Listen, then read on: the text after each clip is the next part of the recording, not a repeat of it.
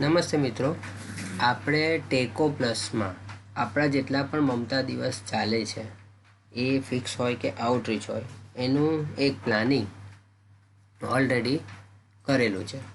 હવે આ પ્લાનિંગમાં આપણે થોડાક એડિટિંગ કરવાના છે. એ એડિટના રાઇટ્સ આપણે પીએસસી ડેટા એન્ટ્રી ઓપરેટર સુધી આપેલા છે. તો તમારે ડેટા એન્ટ્રી ઓપરેટરના અથવા તો કોઈના પણ લોગિનમાં જઈ અને મમતા કેમ્પેન લિસ્ટ આ એક ઓપ્શન છે એ સિલેક્ટ કરવાનું રહેશે. એ સિલેક્ટ કરશો એટલે પીએસસી ડેટા એન્ટ્રી ઓપરેટરને એના પીએસસી વિસ્તારના જે પણ સેશન પ્લાન કરેલા છે એ દેખાશે. ત્યાં એક્શનમાં એડિટ પર જઈ બાકી બધું ઓલરેડી આપણે નાખેલું છે. ખાલી બે વસ્તુ એક નાખવાની છે.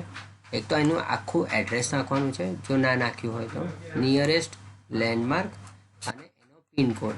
આ પિનકોડ એટલા માટે મહત્ત્વનો છે કે આપણે ભવિષ્યમાં કોઈ લાભાર્થીને એમના નજીકનું મમતા સેશન ક્યાં ચાલી રહ્યું છે એ જાણવું હોય તો આ પિનકોડ ત્યારે આપણને કામ લાગશે. એટલે આપણે આટલી વસ્તુ નાખી અને સેવ એન્ડ કન્ટિન્યુ કરીશું એટલે મમતા સેશન અપડેટ થઈ જશે.